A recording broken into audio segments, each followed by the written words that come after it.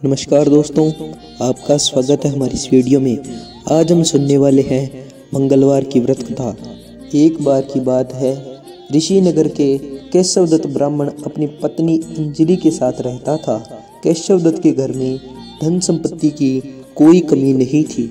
नगर में सभी केशवदत्त का सम्मान करते थे, लेकिन केशवदत्त संतान नहीं होने से बहुत चिंतित रहता था। दोनों पति पत्नी प्रति मंगलवार को हनुमान जी की पूजा करते थे। विधिवत मंगलवार का व्रत करते हुए कई वर्ष बीत गए। ब्राह्मण बहुत निराश हो गया, लेकिन उसने व्रत करना नहीं छोड़ा। कुछ दिन के बाद केशवदत्त हनुमान जी की पूजा करने के लिए जंगल चला गया। उसकी पत्नी अंजलि घर में रहकर मंगलवार का व्रत करने लगी। दोनों पति पत्नी पुत्र प्राप्ति के लिए मंगलवार का विधिवत व्रत करने लगे।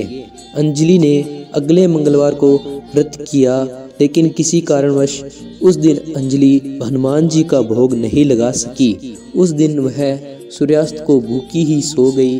अगले मंगलवार को हनुमान जी को भोग लगाए बिना उसने भोजन नहीं करने का प्रण लिया। 6 दिन तक अंजलि भूखी प्यासी रही। 7वें दिन मंगलवार को अंजलि ने हनुमान जी की पूजा की, लेकिन तभी भूख प्यास के कारण अंजलि बेहोश हो गई।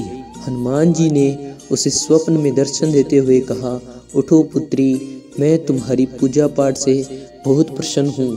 तुम्हें सुंदर और सुयोग्य पुत्र देने का वर देता हूँ। यह कहकर हनुमान जी अंतर्ध्यान हो गए। तत्काल अंजलि ने उठकर हनुमान जी को भोग लगाया और स्वयं भोजन किया। हनुमान जी की अनुकंपा से अंजलि ने एक सुंदर शिशु को जन्म दिया। मंगलवार को जन्म लेने के कारण उस बच्चे का नाम मंगल प्रसाद रखा गया।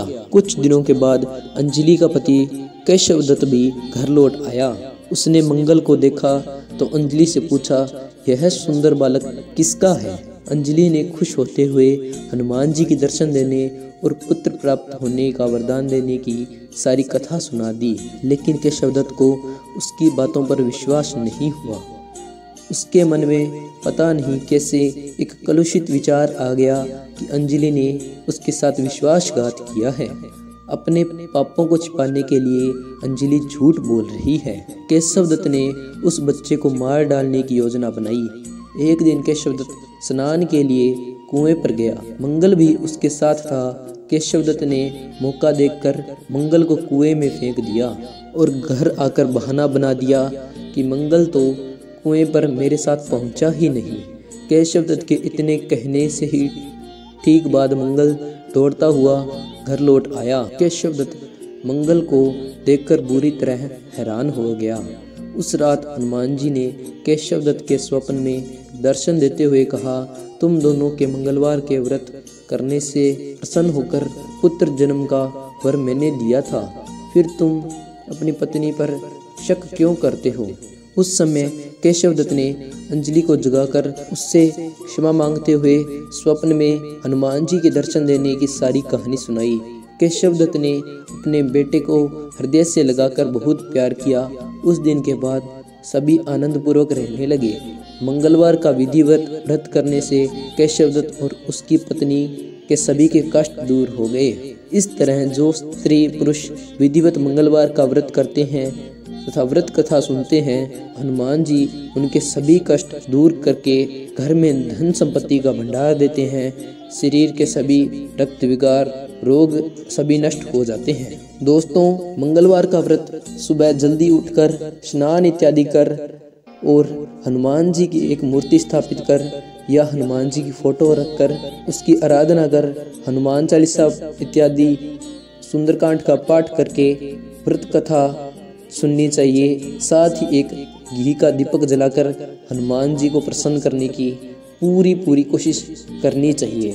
अब हम सुनते हैं गणेश जी की कथा, क्योंकि गणेश जी की कथा किसी भी व्रत कथा के साथ सुनने से पुण्य की प्राप्ति होती है, साथ ही फल शीघ्र प्राप्त करने में सहायता प्रदान करती है। एक बार की बात है, एक विनायक नाम का बालक जिसे किसी ने 1 मुट्ठी चावल और 1 चम्मच दूध दिया, वह गांव में घर घर जाकर कहता है कि कोई मेरी यह खीर बना दो, लेकिन कोई भी उसे खीर नहीं बना कर देता और उसे कहते हैं तू अगले घर जा और वहाँ से बनवा ले।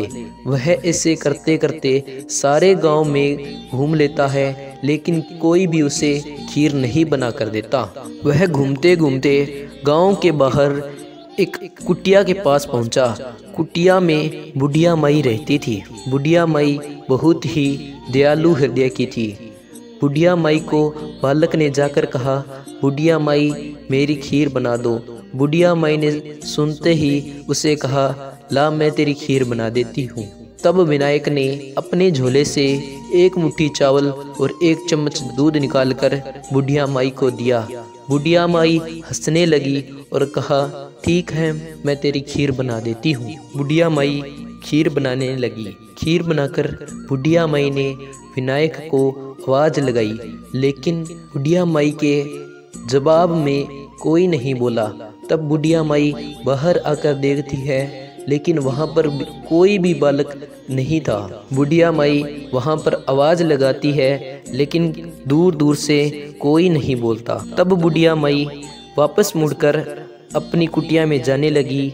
तब वह देखती है कि उसके पीछे एक विशाल महल बन गया और उसमें एक नवयुवक और उसकी पत्नी साथ में 2 बच्चे खेल रहे थे।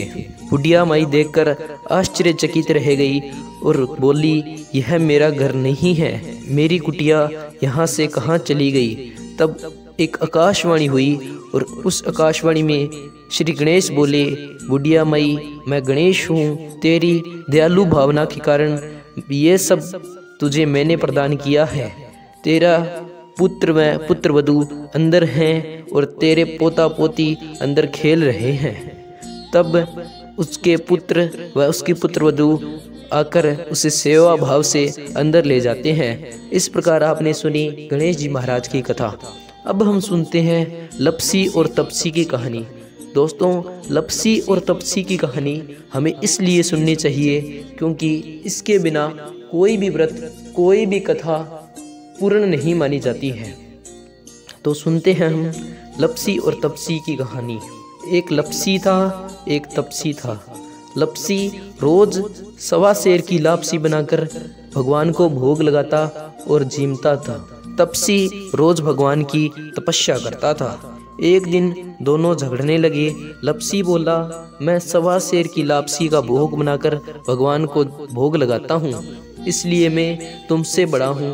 और तपसी बोला, मैं रोज भगवान की तपस्या करता हूँ, इसलिए मैं तुमसे बड़ा हूँ। वहाँ से नारद जी गुजर रहे थे। नारद जी ने देखा कि दोनों क्यों झगड़ रहे हैं। वो उनके पास आकर बोले, तुम दोनों क्यों झगड़ रहे हो? तो लपसी ने अपने बड़ा होने के कारण बताया कि वह रोज भगवान को 1.25 सेर लापसी का भोग लगाता है। तपसी ने अपने बड़े होने का कारण बताया कि वह रोज भगवान की तपस्या करता है। नारद जी ने कहा, इसका निर्णय मैं कल कर दूंगा।